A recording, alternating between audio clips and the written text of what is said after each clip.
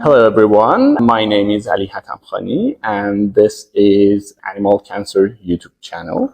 Today, I have the honor to speak to Dr. Etienne Cote. Hello, Dr. Hello, thank you for inviting me. Thank you for being here.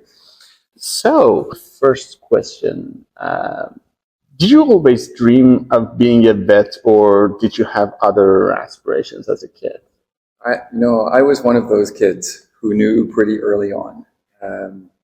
When I was about 11 or 12 years old, I started reading the books of James Herriot, this English veterinarian who writes hilarious and also very touching stories.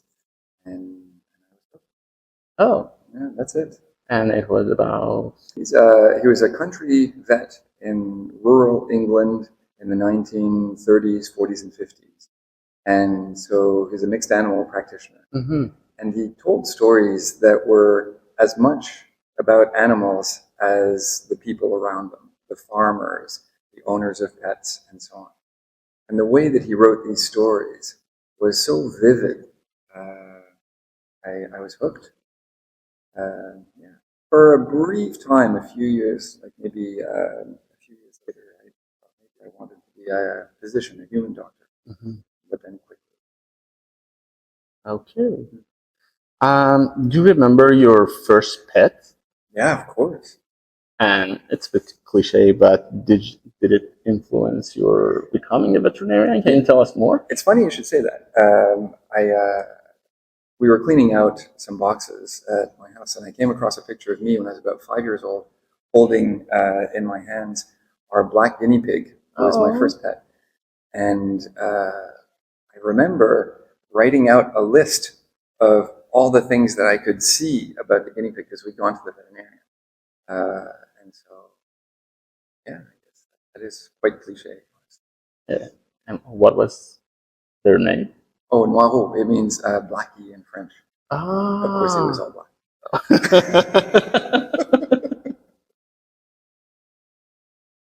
Were there any memorable moments or funny stories from your time as a vet student? Yeah, but most of them I can't say on camera. Some great times. Just doing things with friends that you're not supposed to do that were still, though, like constructive or useful. We want details. I remember when I was an intern, so first year out in practice, we thought it would be fun to play a joke on our boss, Dr. Steve Ettinger, the big boss. And I had heard of this when I was in vet school, that you can go to somebody's house at night and you take a jack for, when you have a flat tire. Okay, yeah. And you raise the wheels and then you bring it back down on bricks, but only the axle is on the bricks so that the wheel is maybe a centimeter off the ground. So when you look at it, you don't know anything's different. But then the owner of the car gets in, turns on the car in the morning, and then, because the wheels are spinning in the air. So we thought this would be hilarious. Imagine doing that somehow to Steve Ettinger and thinking it's a good idea. We're lucky we didn't get killed. But we thought it was a good practical joke, and so did he. He was a good practical joke. Interesting. Okay, Dr. Cote, I usually think that you've been at the top of your class all the way through. Is it correct? That is not correct. I think the way that the veterinary curriculum existed when I was a student is still very similar in a lot of places, and we work hard to make it better than this nowadays. But back then, the first 3 years, at least the first 2.5 years, had nothing to do with actually helping animals. It was very much book learning. The better your exam score, the stronger veterinarian you were thought to become. Nothing about interpersonal skills, nothing about manual abilities. And so as a result, I was very unhappy academically for 2.5 years. And so I didn't work hard enough. I'm fortunate that I have a good memory. So even later on, I remembered some of the things that I had ignored. But I did not, it's funny, I'm very proud of what I've managed to do since then. But when I graduated in veterinary school, when I got my doctorate of veterinary medicine, I wasn't even in the top half of my class. Very discouraging. And so we try here at the Atlantic Veterinary College to have a curriculum that speaks to the desire of veterinary students to be good animal doctors, which is not the same thing as the desire to get a very good grade.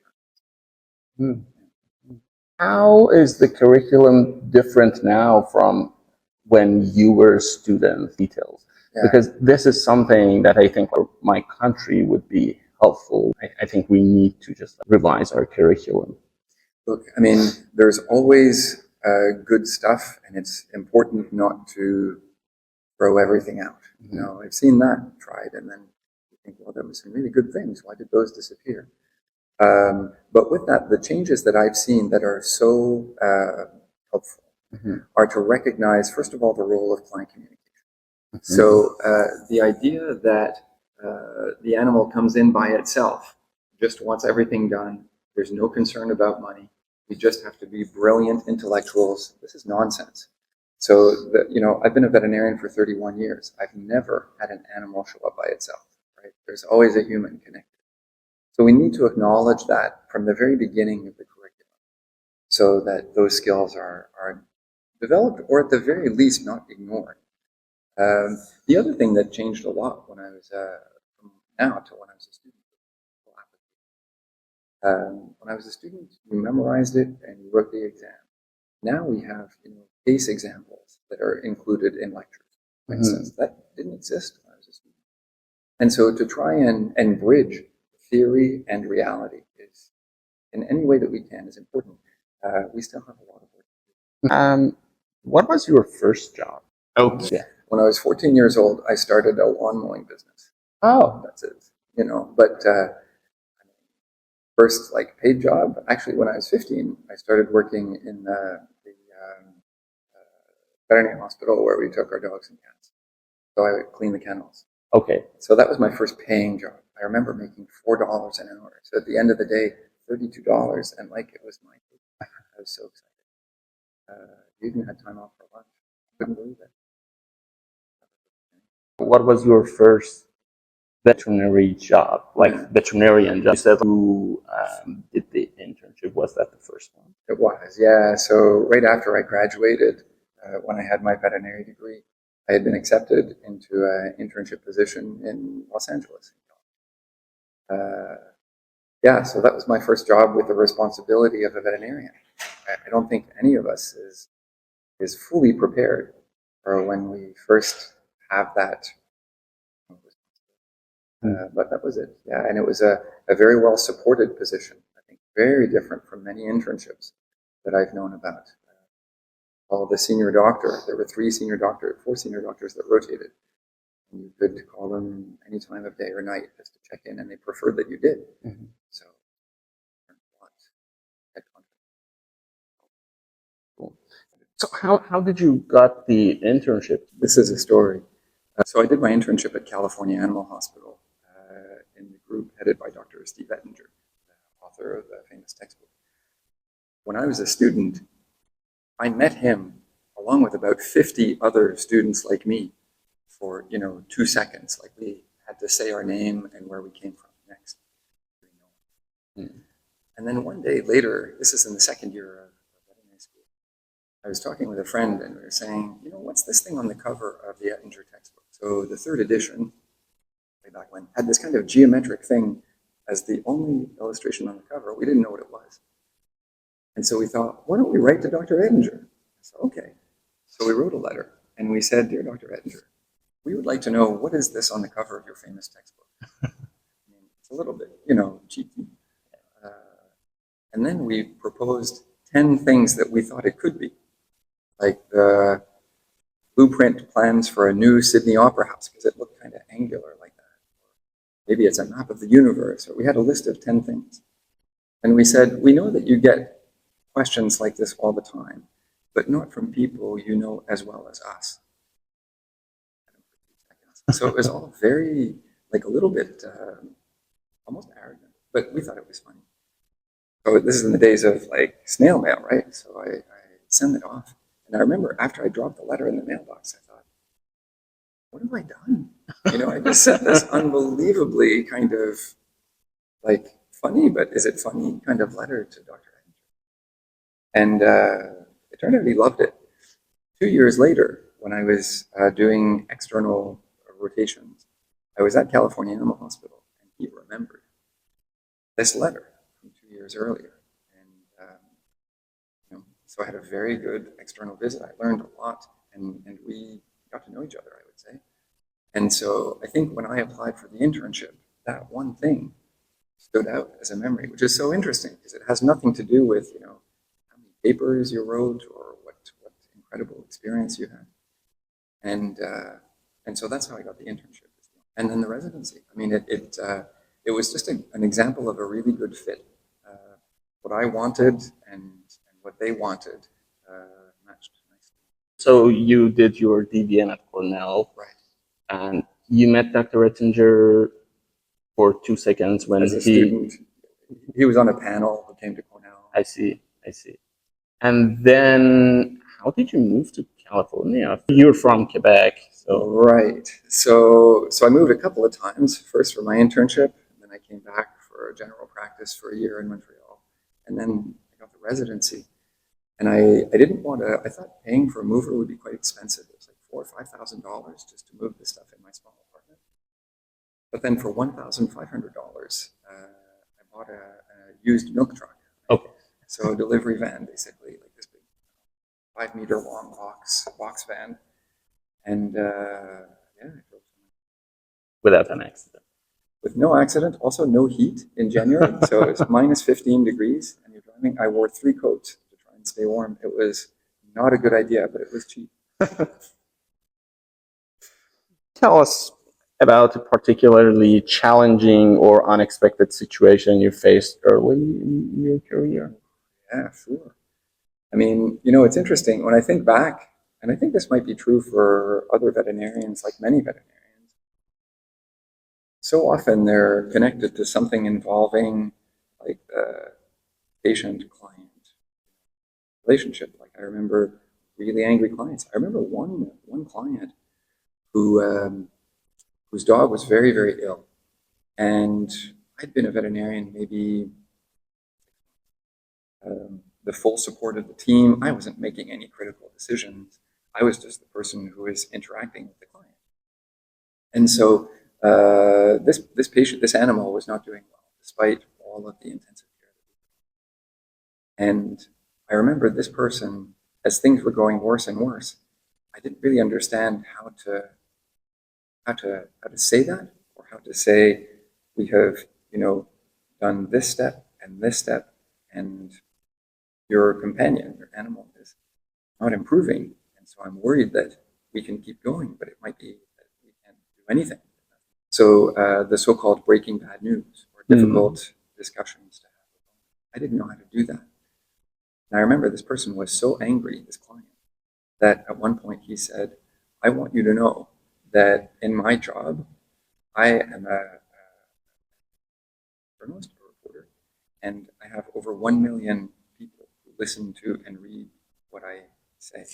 And I'm going to tell my audience what a horrible veterinarian you are, and how cruel you are, and how uncaring you are. And I remember thinking, Yeah. And so those situations are very difficult. And I think I just want to bring it back to not everything can be fixed with clinical communication skills, but most of my really bad memories revolve around things that if I took care of them today, I'm sure would proceed differently. It's kind of like cyberbullying now. What they did. Interesting. Was there a eureka moment in your career that you'll never forget? Like, say more. Like when all of a sudden you realize that I want to do this, or I want to do that. Oh yeah. I think somewhere around the first year of my residency, so about 3 years as a veterinarian, I didn't have knots in my belly in the morning before going to work every morning. That was a big victory. Until then, it just seemed like so intimidating. There's so much to know. Maybe this client, they don't care about their dog, and I suggest something that costs $50, and they think that's outrageous. And then the next client is willing to do anything. When I was an intern, I had a client say, I've set aside $100,000 for my dog's heart transplant. There are no heart transplants. What do I do? And so there came a point for me somewhere in my third year when I felt like, whatever walks in the door, I think I have some sense of, with a few exceptions. That would be my biggest eureka moment. When you were in vet school, did you have any favorite lectures and lecturers? Yeah, oh, for sure. Interestingly, my love of cardiology came a little bit later when I saw it in front of me. That was internship. During vet school, there were some wonderful, wonderful teachers. I think the tops that come to my mind, in addition to the cardiology teachers, Louise, Joel Edwards on the side, peripherally. But Dr. Wayne Schwartz was a pharmacologist. And you know what's interesting is I hated the idea of pharmacology. It's just drugs. Like, why don't we, I want to make animals better. I don't want to give them these chemicals. And so I went into the pharmacology course with a very negative attitude. And he was a phenomenal, and still is today, a phenomenal. The skills that he brought, actually, so first and second year, he was in second year. First year, Robert Gilmore, who is actually here at University of Prince Edward Island. He was cardiac physiology. They brought the stuff to life. They just made it so captivating. So I think maybe it helped that I had a bad attitude about physiology and pharmacology. I felt so negative about it. So I think I was, anything that looked interesting was suddenly different. Wayne Schwartz typically taught a 50-minute class by teaching for 35 minutes. Lots of back and forth questions long before that was popular. Okay. And then the last 15 minutes was, let's talk about a case. And he's a pharmacologist, so he works in a lab.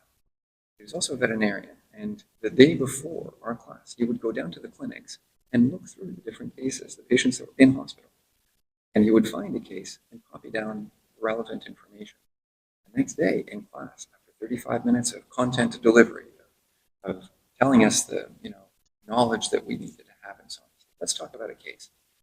Talk about, this is Bailey, a 7-year-old golden retriever with this that was receiving a medication that we had just covered. What do you do next? What are your alternatives? What do you watch for in terms of adverse effects? How do you know the drug is working? It was magical. I've tried to imitate that, and I feel I have so much to say that I can't stop. What do you think are the characteristics of a good lecturer? The one, as you were mentioning, is just keeping things relevant to clinical practice. What are the other characteristics, in your opinion? I mean, what I see today, so first of all, whether you're a student or a lecturer, if you're a veterinarian, then in a sense, we can always be embarrassed. Right? There will always be the dog that urinates on your leg, or there will always be the case that seemed to be like crystal clear that suddenly takes some turn and is completely unexpected. At my career stage now, I find those really interesting. Earlier in a career for a teacher, I think those can be troubling. They can shake our confidence. I think somebody who's teaching has to acknowledge that we are not expected to have all the answers. We just have to have enough answers so that our students have a basic minimum to start their own careers. Something that I also really respect in teachers that I see today is in 2024 nowadays, in our age, there's more information available elsewhere than just from one lecture. There's always more information available out there. So if I'm trying to pack in all the information that I can, I think that becomes overwhelming to students, or just like detaching. I would say, "Nah." And so I think that my duty as a good teacher is not just to transmit facts. It's to have students know how to use those facts. So learning processes, understanding critical analysis of information. Why is this information no good and this one is really good? They both look fine. The idea of decision making. How do I connect the dots Mm-hmm. to help a patient? Not just, if I know the dosage to a medication, that's fine, but I can look it up. So what about understanding what less of that dosage and more of that dosage could do therapeutically, toxically? Those kinds of broader understandings, I think, are what we should be awakening in our students. Mm-hmm. How is your teaching different when you started teaching and now? Everything that I want to not do now, I used to do. Mm-hmm. I mean, my mentality as a young teacher, I think, was if a little is good, then more is better. So let me try and cram in as much as I possibly can. So I remember like my first years of teaching, I spoke so fast, even faster than I'm speaking now, just to be able to try and get in, because I knew that there must be something else that I didn't want my student to be missing. Mm-hmm. But they're not listening anymore. It's just so much. It's like a tidal wave. They don't care. And I knew that because 1 year, 2 years, 3 years later in clinics, I've asked them questions. I'm like, no, we don't think we covered that. I'm like, I know, I taught it. So maybe it's more important, I think now, to plant the seed, to generate the interest, if nothing else, just to make cardiology not intimidating. Mm-hmm. The worst thing I've ever been told about cardiology was when somebody told me, many people have said this, oh, I went to school at a place where we weren't taught by a cardiologist. And I realized that I'm not smart enough to understand, right? Because nobody is born knowing any cardiology. Mm-hmm. And anybody can learn some. So if it seems like, not smart enough to learn cardiology, way that was intimidating. So if nothing else, I try and not be intimidating. You're double boarded in internal medicine and cardiology. How did you end up doing that? Yeah, so it's interesting. This again is a credit to Dr. Ettinger.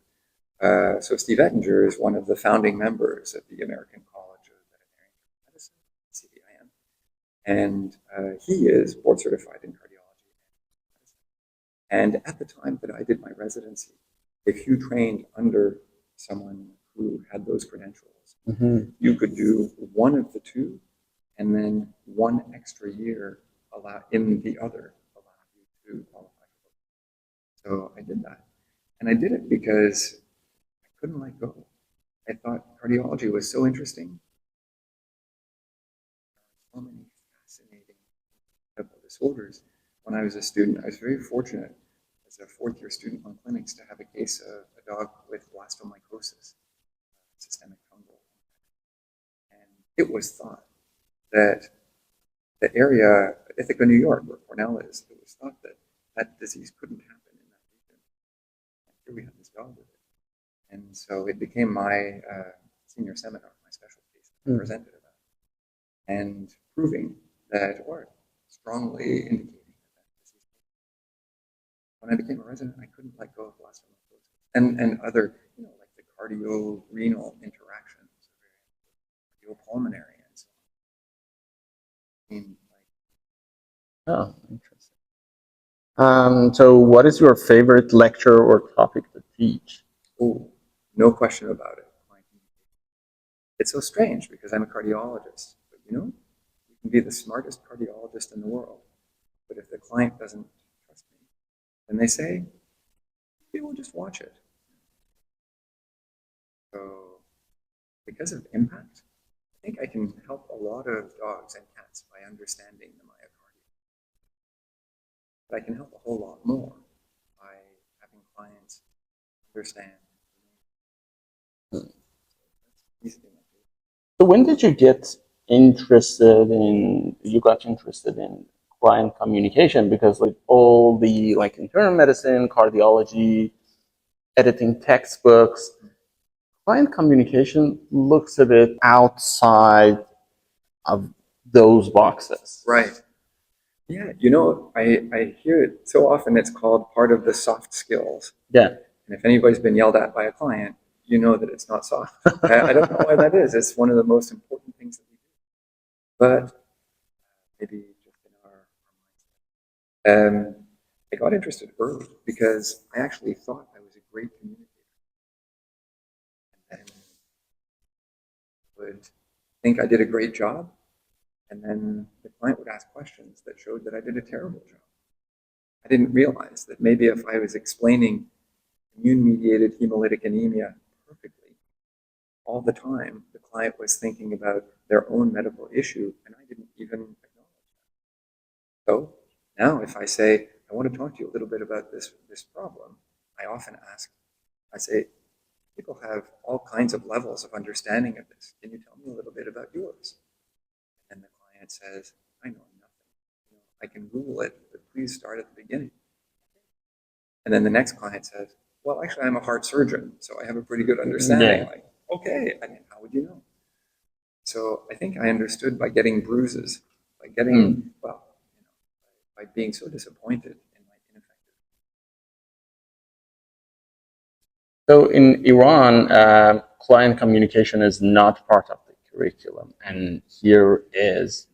How did it happen, and how do you think is it's making a difference in the veterinarians that we train? Gandhi has a great saying that I think explains how communication went from non-existent. When I was a veterinary student, I had exactly 0 hours of any client communication.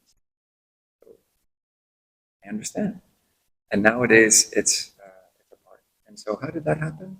Gandhi said, first they ignore you, then they laugh at you, then they attack you. That, to me, is exactly the course that I've seen. So first they ignore you. I mean, when you talked about that stuff when I was a student, it was assumed that you would just figure it out, or that you were born with it. Oh, this doctor has a good bedside manner, as if it was like in your DNA and you couldn't learn it. So first it was ignored, then it was laughed at. It's the soft skill, it's not important. And people would say that even though they themselves, as practicing veterinarians, knew how important it was. Then they would attack it. What do you mean you want to incorporate this into the curriculum? We will have to, where do we put it in? Like, we'll have to ignore or remove something else. But that other stuff is really important. There's an understanding. And when did it happen? When did it become a part of curriculum? One of the earliest places to include formal client communication rotations is the University of Prince Edward Island. It's right here at ABC. I think it was 1999, Dr. Darcy Shaw and Dr. Sherry Ai created a clinical communication rotation.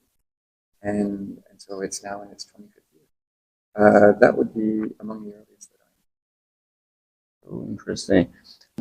When I saw students have those actors as clients, it's so bizarre, and at the same time, I think it's so important that I think countries like mine should move towards incorporating it in the curriculum. Can you give us an example that good client communication made a difference in the case management? I think of one that didn't. I mean, truly, because I think now, and let's be clear, we all have our own communication skills. I think it would be a very grave mistake to think that communicating needs to be a certain way.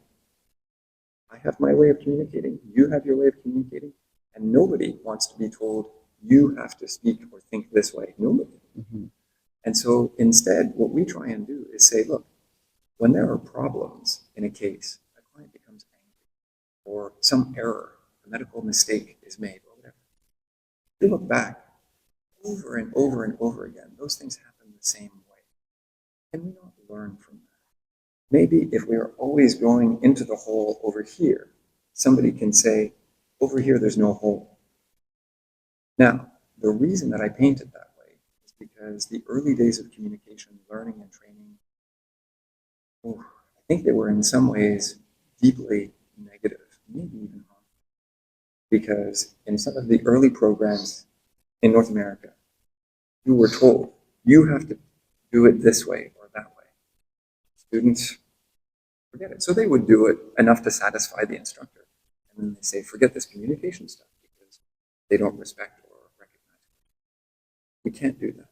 What we can do is to say, a lot of times, out of our sense of responsibility, we say things to client without realizing how that might be received.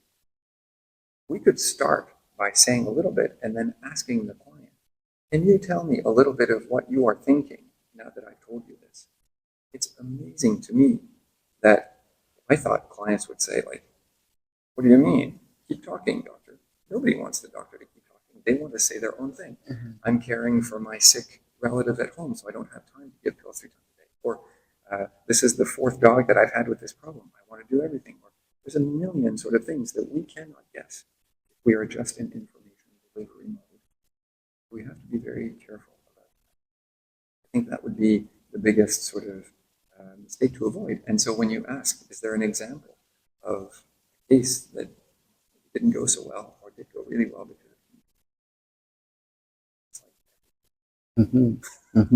Exactly.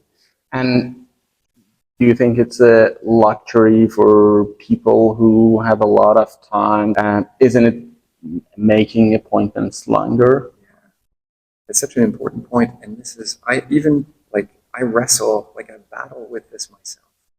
Because if I open things up or I tell the client, can you tell me a little bit more?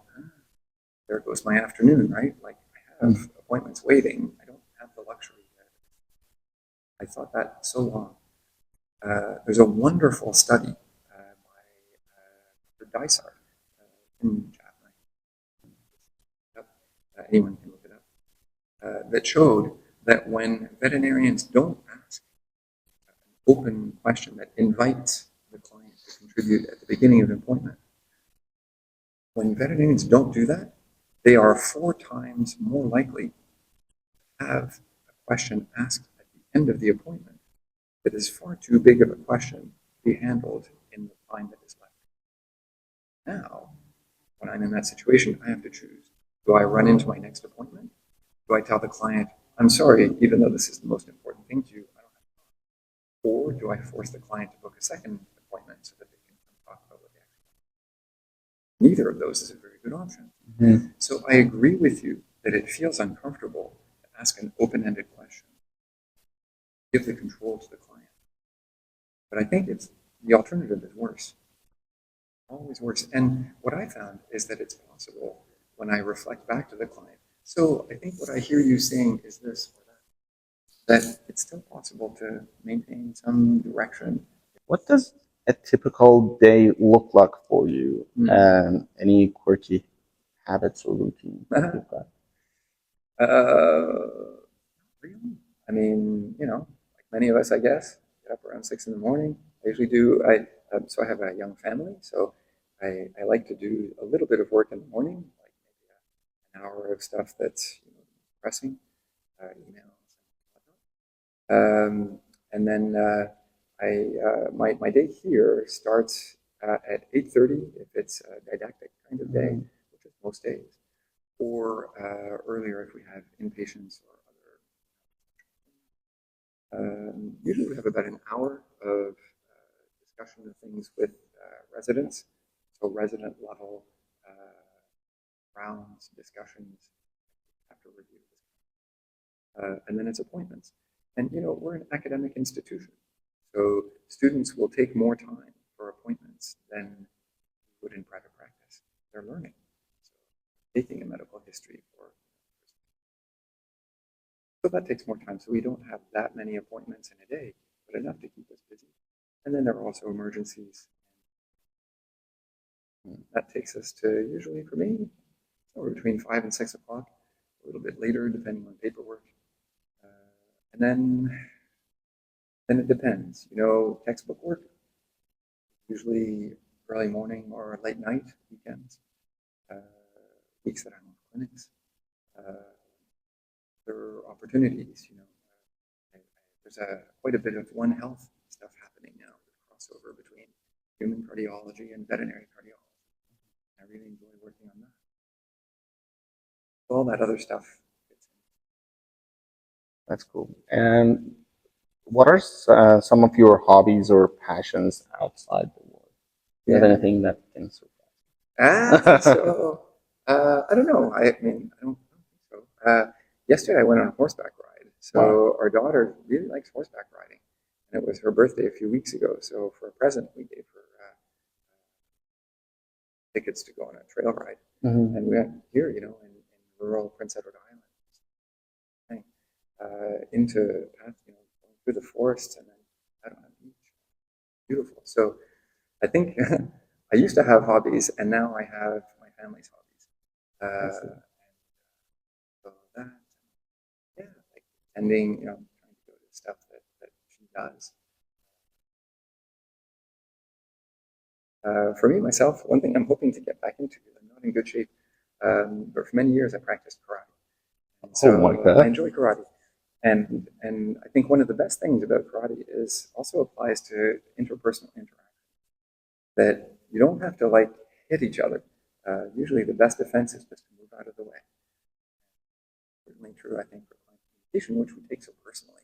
I must answer this question, and the client just wants to talk and be heard. Mhm. That's interesting. And you like traveling as well. Have you ever been to Iran? Never.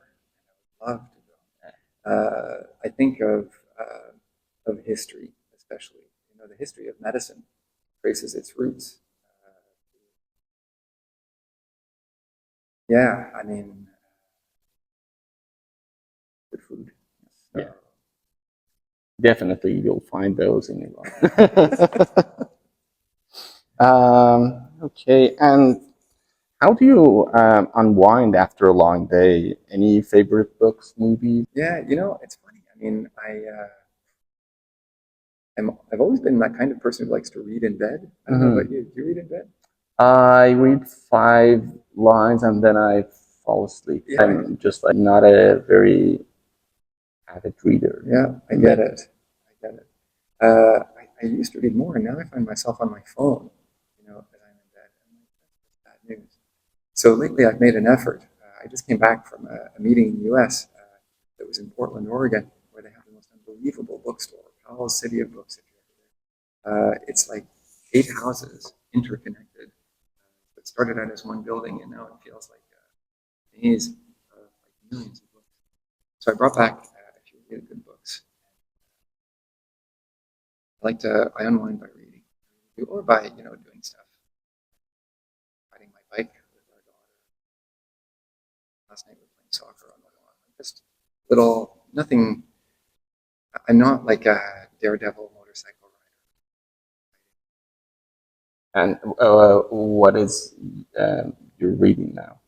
Right now, I'm reading a book called The Power Broker by Robert Caro. It's a biography of essentially the architect of much of modern New York City. So who knew? How do you put together New York City in the 1920s, 30s? It's really more the story of somebody whose idealism is challenged by realities of filmmaking. And it's connected to a podcast. I only got interested in it because of the 99% Invisible podcast. Oh, interesting. Which I really like. Yeah. So they're actually doing this book as a book club thing once a month. Interesting. Right now in June 2024, we're seeing every single day we see more and more AI in everything, like generative AI, machine learning. How do you think it's going to change our field, both in the field of veterinary medicine and the way we teach at veterinary schools? Look, there's no question that it will. I think I was skeptical at first. I think like many people, like, is this much different from, I don't know, Google Translate or something? And so let's see it work. And now that we see what it can do, there's no question that it's a huge step forward. I think it's like many quantum leaps. We have a sense of what it can do, but that will always come at the expense of something else. You know, if you have bottles covering this entire table and empty bottles, and the whole table is completely full, and now you have an additional bottle that you want to add, there's going to be another bottle that will fall off, Yeah. right? We only have 24 hours in a day. So I think it's great if the sooner we can incorporate methods that make my day easier for paperwork, the better. The catch is that there's always, another side of the coin. What's the bottle that will fall off? So I worry about, what about the skills of critical thinking and problem solving?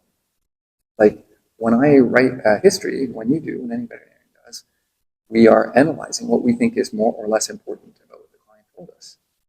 Well, if the machine can do that, then maybe I'll become lazy and I don't do it.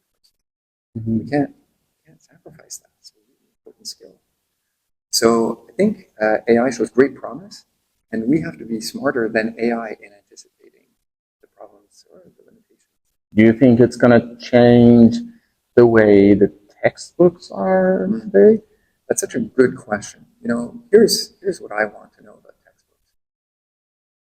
A textbook today, is it more like a textbook like cassettes, which somebody came along and said, we're going to digitize music, and maybe some people said, no, the cassette will live forever. The cassette is gone. There's no more. So is the textbook going to be gone? Or is a textbook like radio, where when radio existed in the 1930s and 20s, and then movies came up, people said, you'll never have radio because movies give you voice and like visual, so there'd be no room for radio anymore. It existed. Then television, radio is gone, but it's still there.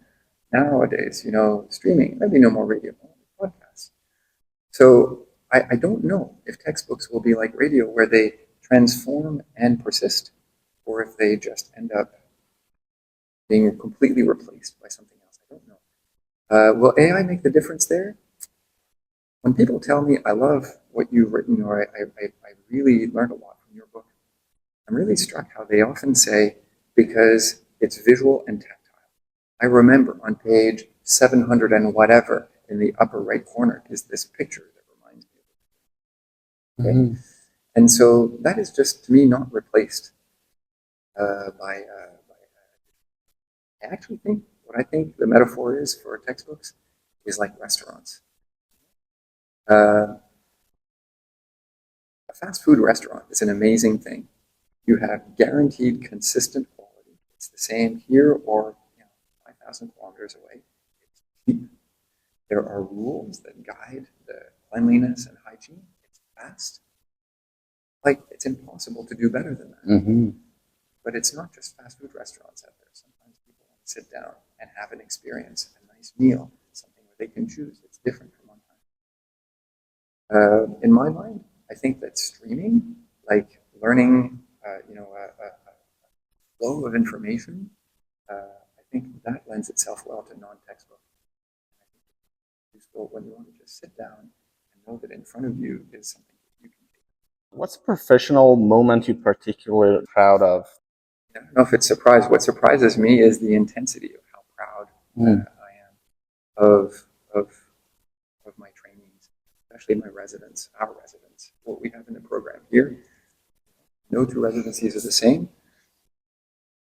To see somebody learn and thrive for 3 years, become part of the family, and then go on and their imprint on the profession. There's no greater source of and then interns and residents also, it's just that it's larger in numbers. So then the connection is more individual. I had a wonderful lunch with a student a couple of weeks ago who's coming through Charlottetown, who's in British Columbia, 6,000 kilometers away.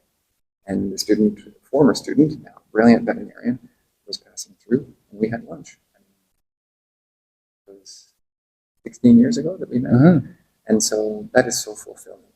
I think to have that sense of connection, having something in common, and to teach each other. What's something you still dream of achieving, whether in your career or your personal life? There's so many professional accomplishments, like I think especially with research. You know, there's so many intriguing ideas. Can we not do that? So we have two clinical trials that are ongoing right now. One is the effectiveness of empagliflozin, cardiac drug in people, in dogs with dilated cardiomyopathy. Studied this way. So Dr. Andrea Plum, one of our current residents, is doing that project and is leading that project. It's fascinating. The second project, use of propranolol. Is it any good for cardiac hemangiosarcoma? Mm-hmm. In human children, it's used for cutaneous hemangioma. Could there be a benefit for this devastating tumor in dogs? And so Dr. Abby Martin, that, you know, I want to see what the results are. We're asking questions for the answer, whether it's yes or no, like just knowing, so that it's not misprescribed if the answer is no, or that it's used to its full benefit if the answer is yes. Cool. If you had to sum up your legacy in one sentence, what would it be? Oh my lord. I will leave that to others. I mean, it's not what I would wish it was he made a difference to one person. Mm-hmm. That would be, because we're veterinarians.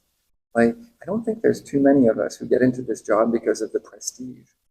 Well, when the dog has just bitten you, you don't feel very prestigious. And so I think many of us want to make a difference. What would be your advice to your 20-year-old self?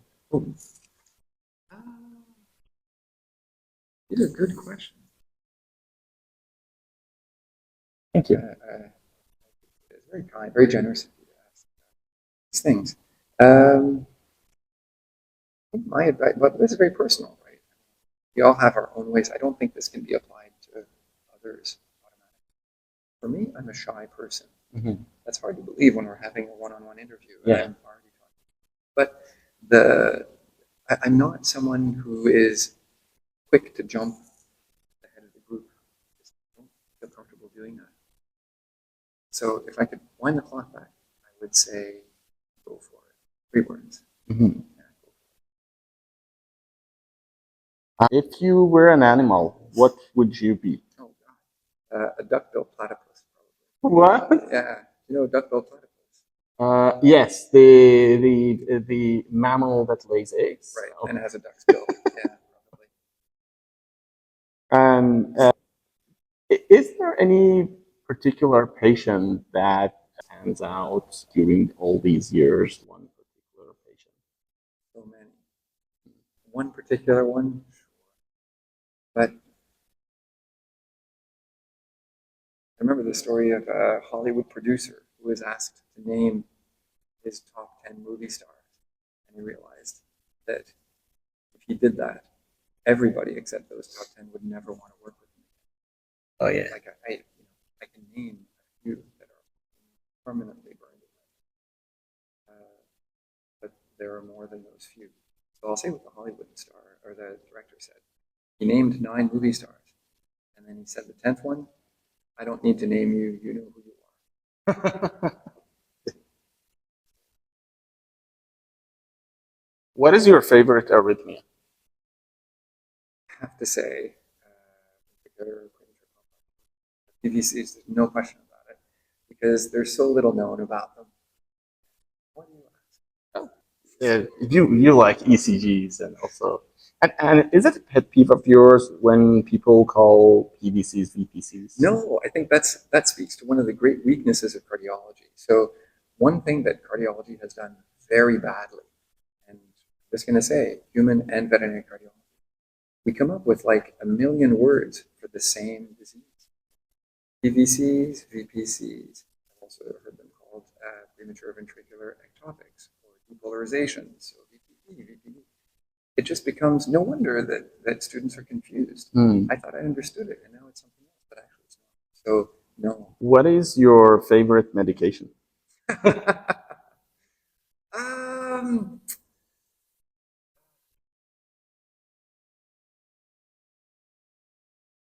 the one that works.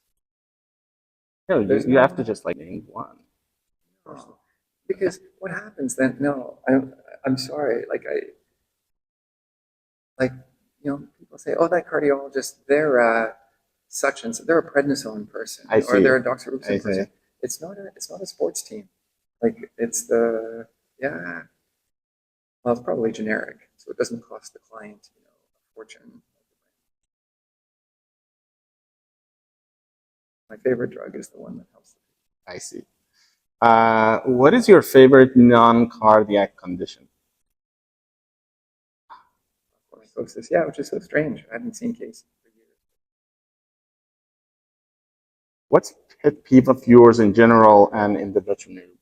No doubt about it. When we assume, I do this myself. If I think that, there's A and G, and I put in what I think are B, C, D, E, and F, and I'm just going to screw up. So, assuming is a big pet peeve of mine, not because nobody does it. We all do it. Like we all do. It's a pet peeve because I see it cause harm. If you could have any superpower related to your work, what would it be? Other than just curing. Yeah. Like, does that not count? No, it doesn't. Oh, It's cheating. I would like to have live, real-time echo vision. Oh, So when I look down on the patient, I can see that no echoing needed. you could have it probably how the technology is going. 100 years, just some VR goggles and something. Maybe much sooner. Okay, so for the last question of the first part, I'll give you some names and tell me the first thing that comes to your mind. Steve Ettinger. Mentor. Yeah, just one word or explanation? One word. Atlantic Veterinary College. Welcoming. Clinical Veterinary Advisor. Lots of work. T. Community with Heat Up and Sandwich. Copyright. Copyright. Challenging. Okay, great. I think that's good for the first part. And the second part is about the textbook thing. Yeah. So we can just like have a break before that. Yeah.